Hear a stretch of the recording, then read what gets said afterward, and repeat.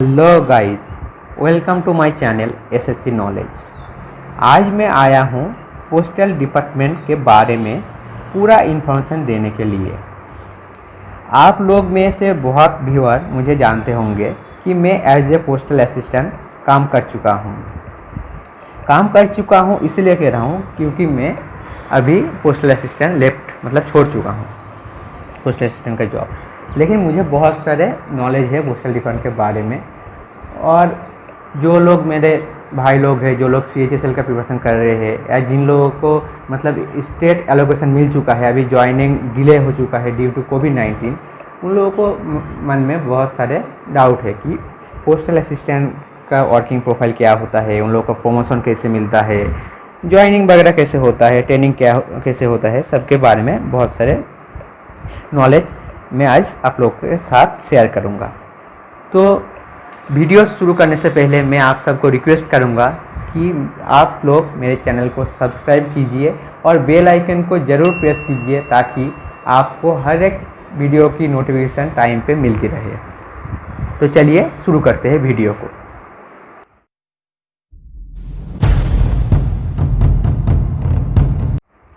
Working profile के बारे में फर्स्ट हम बात करेंगे, जो कि पोस्टल असिस्टेंट के बारे में बात करेंगे। तो पोस्टल असिस्टेंट में आपका कुछ कैडर होता है, जैसे PACO, PARO। PACO मतलब postal assistant in circle office और postal assistant in regional office. Circle office और रीजनल ऑफिस आपका हर एक मतलब स्टेट का वो हेड ऑफिस होता है, या आप 2-3 डिस्ट्रिक्ट को मिला के भी कहीं कहीं होता है। जो बड़ा स्टेट होता है लोगों को अलग अलग मतलब 2-3 भी स्टेट में रह सकता है। इसका जो वर्किंग डेज है वो 5 डेज़ होता है। यहाँ पर कोई भी पब्लिक डीलिंग आपका नहीं होता है, मतलब यहाँ पर पूरा आपका ऑफिस वर्क होता है, एडमिनिस्ट्रेटिव वर्क होता है, फाइल वगैरह का काम होता है। यहाँ पर वर्किंग जो आवर रहता है 9:30 से लेके 5:30 तक होता है। तो जो लोग आपका जो फर्स्ट आपको जो लोग ज्वाइन करते हैं उन लोगों को ज़्यादातर PARO या PACO नहीं मिलता है। अब नेक्स्ट डिपार्टमेंट के बारे में बात करेंगे, PASD मतलब पोस्टल असिस्टेंट इन स्टोर डिपो। यहाँ पर आपका वर्किंग डेज 5 दिन ही रहता है। यहाँ पर भी आपका कोई पब्लिक डीलिंग नहीं होता है। यहाँ पर आपको जो पोस्टल डिपार्टमेंट का जो फाइल वगैरह है, जो आप लोग जब ज्वाइन करते हैं उन लोगों को आप लोग जब ज्वाइन करते हैं तब आपका जो फाइल बनता है, अटेस्टेंट फॉर्म, आपका डॉक्यूमेंट वगैरह लेके या सर्विस बुक वगैरह बना के जो फाइल बनता है यहाँ पर रखा जाता है, स्टोर डिपो में रखा जाता है। वो सबको मेंटेनेंस करने के लिए ये डिपो बनाया जाता है। अब बढ़ते हैं PAPO, पोस्टल असिस्टेंट इन पोस्ट ऑफिस। यहाँ पर वर्किंग डेज आपका 6 दिन होता है और यहाँ पर आपका पब्लिक डीलिंग होता है। इसके अंदर आपको 3 ऑफिस मिलेगा, डिवीज़न ऑफिस, हेड ऑफिस और सब डिविजनल ऑफिस। तो यहाँ पर आपको ज़्यादातर जो लोग नए ज्वाइन करते हैं उन लोगों को या तो आपको हेड ऑफिस मिलता है और सब डिविजनल ऑफिस मिलता है, क्योंकि डिवीज़न ऑफिस में भी आपका कहीं कहीं आपका कोई भी पब्लिक डीलिंग नहीं होता है, लेकिन हेड ऑफिस और सब डिविजनल ऑफिस में आपका पूरा पब्लिक डीलिंग होता है। यहाँ पर आपको जो काम करना पड़ता है, जैसे आप लोग जानते हैं कि आप लोग जब पोस्ट ऑफिस जाते हैं तो वहाँ पर स्पीड पोस्ट का काम होता है या नॉर्मल पोस्ट हो गया। अभी तो पोस्ट ऑफिस के अंदर बैंक का भी काम होने लगा है, जैसे आपका सेविंग्स अकाउंट हो गया, करंट अकाउंट हो गया, कोई भी इंश्योरेंस हो गया, या कोई ऑफिस का ड्राफ्टिंग वगैरह का जो काम होता है वो सब आपको यहाँ पर ही अभी करना पड़ेगा। तो उसके लिए आप टेंशन मत लीजिए कि अगर आपको पोस्ट ऑफिस मिलता है तो काम कैसे आएगा, वो ट्रेनिंग में आपको सिखाया जाएगा, उसके बारे में आगे बात करेंगे। अब आते हैं PAMMS, मेल मतलब postal assistant in mail motor service. आप ट्रेन में जब आप देखे होंगे कि लास्ट जो डिब्बा रहता है वहाँ पर एक रेड कलर का डिब्बा रहता है, वहाँ पर लिखा रहता है MMS। तो ये पोस्ट ऑफिस का एक डिब्बा रहता है, यहाँ पर आपका जो चिट्ठी वगैरह है या पार्सल वगैरह है वो कैरी किया जाता है। तो यहाँ से आपको मेंटेनेंस करना पड़ता है, इस डिपार्टमेंट का यही काम होता है। अब आते हैं postal assistant in foreign post, जो फॉरेन से जो पार्सल वगैरह आता है या फॉरेन से जो चिट्ठी वगैरह आता है, अभी हालांकि इसका बहुत कम हो गया है, लेकिन पहले इसका यूज़ ज़्यादा होता था। तो इस डिपार्टमेंट का यही काम होता है। अब बढ़ते हैं सॉर्टिंग असिस्टेंट के तरफ। सॉर्टिंग असिस्टेंट का मतलब नाम से पता चल गया होगा कि आपको सॉर्ट करना पड़ेगा, मतलब आपको चिट्ठी जो है उसको डिवाइड करना पड़ेगा। जैसे पूरा चिट्ठी जब आता है कोई भी जोन में, तो उस कौन से पिन कोड में कौन सी चिट्ठी जाएगा उसको आपको सॉर्टिंग करना पड़ता है। तो यही सॉर्टिंग असिस्टेंट का काम होता है। सॉर्टिंग असिस्टेंट को नाइट भी ड्यूटी करना पड़ता है और डेज भी करना पड़ता है। तो जो लोग यंग है, मतलब जो नए स्टूडेंट है, उन लोगों को ज़्यादातर नाइट ड्यूटी दिया जाता है, क्योंकि ओल्ड जो है आपको आपसे सीनियर जो है उन लोगों को तबीयत का भी प्रॉब्लम हो सकता है। जो हैंडीकैप पर्सन है या कोई प्रेग्नेंट लेडी हो गया, उन लोगों के तो लिए आपको डेज में ड्यूटी दिया जाता है। और नाइट ड्यूटी के एक फ़ायदा है कि एक नाइट के हिसाब से आपका 2 दिन काउंट होता है, कि जैसे आप एक दिन अगर नाइट कर लिया तो 2 दिन एक दिन एक्स्ट्रा आपको काम नहीं करना पड़ेगा। और एक दिन में आपको 8 से लेकर 10,000 तक चिट्ठी सॉर्टिंग करना पड़ता है। तो सॉर्टिंग असिस्टेंट जो लोग सोचते हैं स्टडी करने के लिए, तो मेरे हिसाब से सॉर्टिंग असिस्टेंट उसके लिए थोड़ा सा अच्छा होगा। सॉर्टिंग असिस्टेंट नहीं तो आपका पोस्ट PA/CO, अगर सर्किल ऑफिस में आपको पोस्टिंग मिले तब। लेकिन PA इन PO, पोस्टल असिस्टेंट इन पोस्ट ऑफिस में आपको पब्लिक डीलिंग करना पड़ेगा, तो पढ़ाई करने का टाइम ज़्यादा नहीं मिलेगा वहाँ पर। अब बढ़ते हैं सैलरी की ओर। तो सैलरी आप देख सकते हैं, यहाँ पर पूछा गया था क्वेश्चन में कि सैलरी कितना है। तो सैलरी आपको जो बेसिक पे है वो है 25,500 रुपया। तो बेसिक पे में कुछ ऐड होता है, जैसे HRA हो गया, ट्रैवलिंग अलाउंस हो गया, DA हो गया, सब ऐड होता है। तो उसके बाद जो सैलरी बनता है उसको हम ग्रॉस सैलरी कहते हैं। तो जैसे कि आप जानते हैं कि हम लोग इंडिया के टोटल जो सिटी है उनको 3 कैटेगरी में डिवाइड किया है। ये तो एक तो आता है X city, Y city and Z city. X city जो मेट्रो सिटी हो गया, कोलकाता, मुंबई, दिल्ली, ऐसी सिटी हो गया। वाई सिटी के अंदर आता है जैसे भोपाल, इंदौर, ये सब सिटी हो गया आपका वाई सिटी में। जेड सिटी हो गया जो आपके नज़दीकी जो छोटा छोटा शहर होता है उसको हम जेड सिटी कहेंगे। तो उसके हिसाब से TA and HRA house rent allowance वो अलग अलग होता है।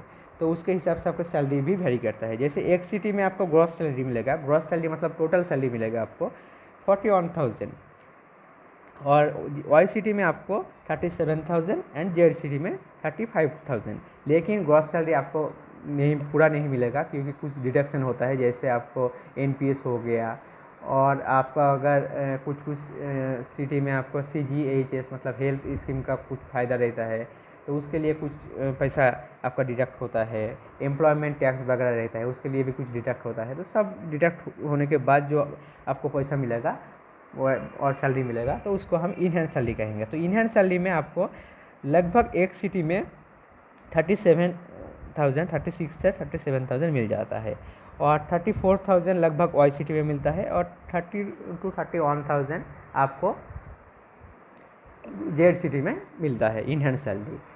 और अगर आप कुछ स्पेशल एरिया आता है, जैसे नॉर्थ ईस्ट हो गया, अंडमान निकोबार हो गया, या हिमाचल हो गया, उत्तराखंड हो गया, इसके लिए आपको एक्स्ट्रा अलाउंस आप लोग को गवर्नमेंट देता है। मतलब आपका बेसिक पे के ऊपर 10% एक्स्ट्रा आपको सैलरी मिलता है। तो उसके लिए आपको थोड़ा सा ज़्यादा मिलेगा, क्योंकि वो सब जोन आपका थोड़ा सा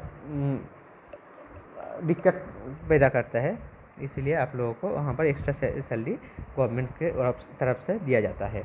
और इंक्रीमेंट जो हो गया, आपको हर साल एक इंक्रीमेंट मिलेगा, 3% आपका DA बढ़ता है। लगभग 600 से 800 रुपया हर साल आपका इंक्रीमेंट होगा। अब बढ़ते हैं training place and training tenure की ओर। तो ट्रेनिंग प्लेस आपका 6 है ऑल ओवर इंडिया में। आप देख सकते हैं मैसूर हो गया, बड़ौदा हो गया, दरभंगा हो गया, सहारनपुर हो गया, मदुरई हो गया, गुवाहाटी हो गया। तो एक ट्रेनिंग इंस्टीट्यूशन में आपका लगभग 4 से 5 स्टेट आता है। जैसे गुवाहाटी हो गया, गुवाहाटी में आपका लगभग पूरा नॉर्थ ईस्ट का जितना भी स्टेट है, ऊपर से आपका वेस्ट बंगाल का भी आपका यहाँ पर ही ट्रेनिंग होता है। और जैसे दरभंगा हो गया, तो इस बिहार, यूपी वगैरह, दिल्ली सबका यहाँ पर होता है। तो आप देख लीजिएगा आपका सेंटर कहाँ पर आता है, तो उसके हिसाब से होता है। लेकिन इस ट्रेनिंग इंस्टीट्यूशन को ज्वाइन करने से पहले जब आप ज्वाइन करेंगे तब आपका 15 दिन के लिए इन हाउस ट्रेनिंग होता है। जो आपका सीनियर रहता है, जैसे पोस्ट मास्टर हो गया या आपके पहले 2-3 साल पहले कोई पोस्टल असिस्टेंट या सॉर्टिंग असिस्टेंट में ज्वाइन कर चुका है, उन लोगों के द्वारा आपको 15 दिन के लिए ट्रेनिंग दिया जाएगा। उसके बाद जब आपका नंबर आएगा, आपका नंबर कभी 2 महीने बाद भी आता है, कभी 3 महीने बाद भी आता है, तो उसके हिसाब से आपको ट्रेनिंग में भेजा जाता है। तब आपको ये सब इंस्टीट्यूशन में भेजा जाएगा।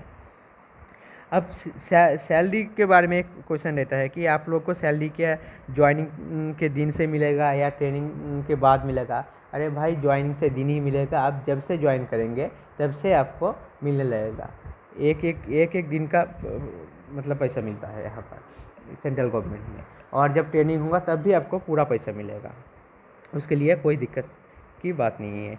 अब आते हैं आपके बॉन्डिंग के बारे में। बहुत सारे स्टूडेंट के डाउट था कि जब ज्वाइन करते हैं तब का कोई बॉन्ड साइन करना पड़ता है या नहीं। तो 2015 में जो लोग CHSL के थ्रू ज्वाइन किया था तो उन लोगों को बॉन्ड साइन करना पड़ा था। लेकिन उसके बाद से जब हम लोग ने ज्वाइन किया था, 2016 में एग्ज़ाम दिया था, 2018 में ज्वाइन किया था, तो तब आपका कोई बॉन्डिंग नहीं था, बॉन्डिंग हटा दिया गया है। तो पहले 5 साल का बॉन्ड रह रहा था कि 5 साल तक आपको पोस्टल असिस्टेंट में काम करना पड़ेगा, लेकिन अभी कोई बॉन्डिंग वगैरह नहीं है। अब आते हैं प्रमोशन की ओर। तो प्रमोशन के बारे में अब हम लोग बात करेंगे कि प्रमोशन या तो आपको 5 साल बाद, पहले होता था कि 5 साल बाद आप इंस्पेक्टर के पोस्ट के लिए एलिजिबल होते थे, मतलब आपको एग्ज़ाम देने के लिए एलिजिबल होते थे, जो 4600 ग्रेड पे में आते हैं, जैसे CGL के पोस्ट हो गया।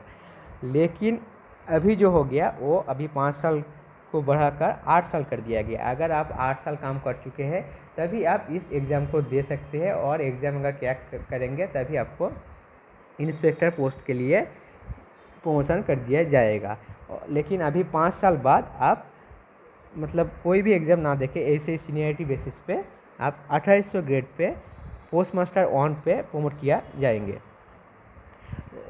लेकिन अगर जो लोग सोच रहे हैं कि इंस्पेक्टर के लिए 8 साल वेट करेंगे, लेकिन भाई 8 साल वेट करना आप सोच सकते हैं, 8 साल पोस्ट ऑफिस में काम करना पड़ेगा। ऊपर से आपका जो वैकेंसी है वो कैटेगरीज वाइज आता है। कभी कभी तो ऐसा भी होता है कि आपके कैटेगरी में एक भी आपका वैकेंसी नहीं है, ऊपर से वैकेंसी भी बहुत कम आता है। तो इसके लिए मैं तो एक ही बात कहूँगा कि अगर आप लोग मतलब चाहते हैं कि CGL वगैरह या प्रमोशन वगैरह चाहते हैं, तो पोस्ट ऑफिस अगर आप ना चूज़ करिए तभी अच्छा है, तो ही अच्छा है। जैसे अगर आप CHSL अभी प्रिपरेशन कर रहे हैं तो आप मान के चलिए कि मुझे LDC लेना है या डाटा एंट्री ऑपरेटर लेना है। पोस्ट ऑफिस में आप तो एक तो पब्लिक डीलिंग होता है, इसके लिए आपका जो वर्किंग आवर रहता है 10 से लेकर 6 बजे तक, तो आप मान के चलिए कभी कभी तो 8 बजे तक भी काम करना पड़ता है, क्योंकि बहुत सारे काम आपको पेंडिंग रहता है।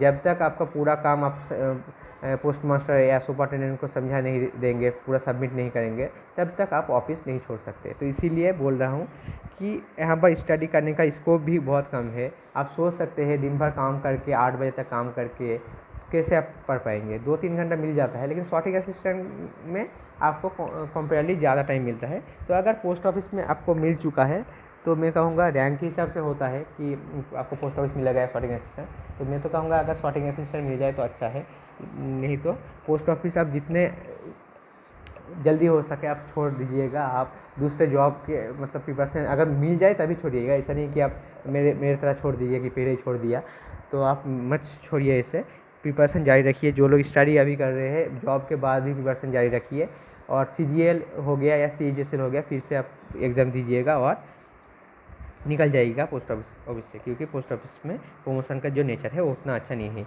अब आते हैं ट्रांसफ़र की ओर। आफ्टर प्रोबेशन पीरियड जो 2 साल होता है, आप म्यूचुअल ट्रांसफ़र के लिए अप्लाई कर सकते हैं। अगर म्यूचुअल ट्रांसफ़र चाहते हैं तो आपका जो कास्ट है वो भी सेम होना चाहिए। जैसे अगर आप जनरल से या OBC या SC ST हो गया, तो उसी कास्ट का अगर दूसरा बंदा भी होगा तभी आप म्यूचुअल ट्रांसफ़र के लिए एलिजिबल होंगे। और म्यूचुअल ट्रांसफ़र जो फिजिकल हैंडीकैप है या स्पाउस हो गया, और आप सोच लीजिए आपका वाइफ या आपका हस्बैंड दूसरे स्टेट में काम कर रहे हैं, तो तब आपके लिए प्रोबेशन पीरियड के अंदर ही आप म्यूचुअल ट्रांसफ़र के लिए अप्लाई कर सकते हैं। लेकिन वो डिपेंड करेगा सुपरिटेंडेंट के ऊपर कि आपको वो ट्रांसफ़र देंगे या नहीं देंगे। तो तब आपके लिए 6 महीने के बाद ही आप एलिजिबल हो जाते हैं। और अगर म्यूचुअल ट्रांसफ़र ना मिले तो स्टेट टू स्टेट या स्टेट के अंदर ही आप अगर ट्रांसफ़र चाहते हैं तो उसके लिए आपको 3 साल आपका वर्किंग पूरा करना पड़ता है, उसके बाद ही आप एलिजिबल होंगे। लेकिन इसका एक मतलब नेगेटिव साइड भी है, आपका जो है सीनियरिटी डिक्रीज हो जाता है। मतलब अगर आप 4 साल 5 साल काम कर चुके हैं तो आप सोच सकते हैं कि दूसरे जिस पोस्ट ऑफिस में आप ट्रांसफ़र के लिए जा रहे हैं वहाँ पर जो लोग 4-5 साल में काम कर चुके हैं उनसे आपका मुकाबला नहीं होगा, आपको सीनियरिटी डिक्रीज हो जाएगा। तो आप ध्यान रखिएगा। तो मुझे लगता है और कोई क्वेश्चन नहीं छूट गया है, सारा क्वेश्चन का डाउट मैंने क्लियर कर दिया। तो बस इतना ही। अगर आपको और भी कुछ जानना है तो आप कमेंट बॉक्स में मुझे कमेंट कर दीजिएगा। और नेक्स्ट वीडियो आएगा एलडीसी के बारे में। एलडीसी के बारे में बात करूँगा। 2-3 डिपार्टमेंट में मेरा दोस्त है तो उनसे मैं सैलरी स्लिप वगैरह लेके मैं सैलरी स्लिप के ऊपर भी वीडियो बनाऊँगा। तो बस आज के लिए इतना ही। Thank you for watching this video. मुझे सपोर्ट कीजिए और मेरे वीडियोज़ को लाइक एंड शेयर ज़रूर कीजिए। Thank you.